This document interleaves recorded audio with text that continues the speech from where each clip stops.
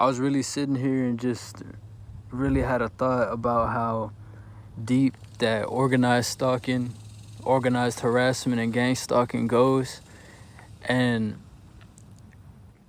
sometimes, this is my personal opinion, it's my personal outlook on gang stalking as a whole. Sometimes I believe that this is something that the majority of society were already in on and involved in. And when I say that, I mean organized stalking and gang stalking is basically another form of human trafficking because there's different forms. So this is kind of like kind of like surveillance trafficking and slow kill setup, orchestrated programs, if you want to call it that, a program. So when I think about organized stalking, it makes me think about how many families there are out there, families of perps.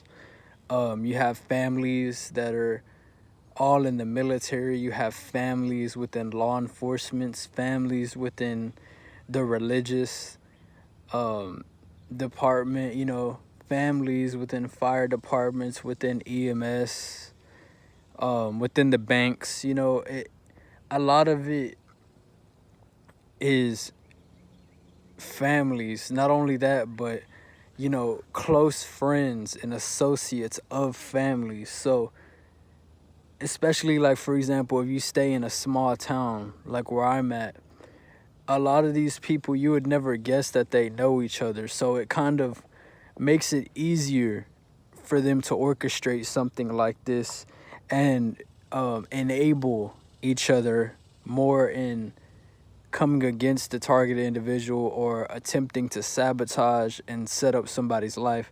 It makes it easier for them to attempt to do these things towards a targeted individual or whoever they choose to work against.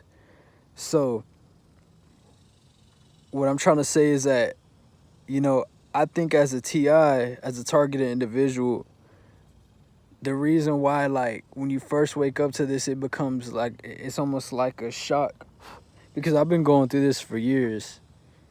I believe I was born into mine. I believe my family was involved in some other weird shit, involving this stuff. And I just think that TIs and targeted individuals are the ones who aren't in on the inside thing. You know what I mean? It's kind of like an inside joke, and everybody around you is laughing and gets it, but you're the only one there that's just like confused because you don't understand, what everybody's laughing about and what everybody's, on the same page about. You're out of the loop, because you're not a perp, you're not a gang stalker, you're not a human, you don't participate in crimes against humanity and violate people's rights. So, I was just having this thought real quick, and I didn't want to make this video too long, but in my opinion, I think TIs and targeted individuals are the people within society who just aren't in on the sick shit, this sick game,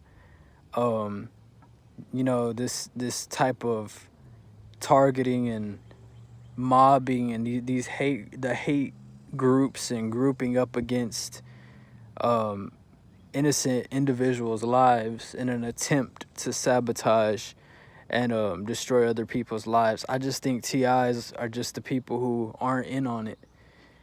And I'm not saying everybody in society that's not a TI is in on it, but these people are very narcissistic and use a lot of plausible deniability and coerce others to join in on their little slander smear campaign. So it wouldn't be difficult for one of them to act all persuasive and get one of them to turn others against the TI.